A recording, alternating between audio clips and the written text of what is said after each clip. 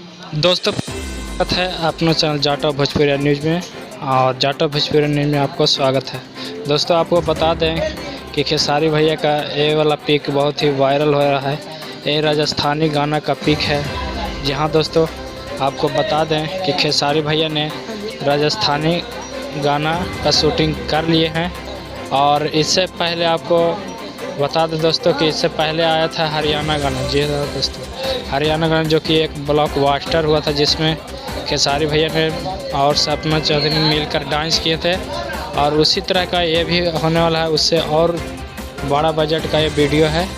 और देखने वाली बात है दोस्तों कि ये आपको लगभग में दिसंबर तक आपको सुनने के लिए यह गाना मिल जाएगा। जी हाँ दोस्तों, तो मिलते हैं एक नए वीडियो के रिव्यू में। जब तक के लिए धन्यवाद।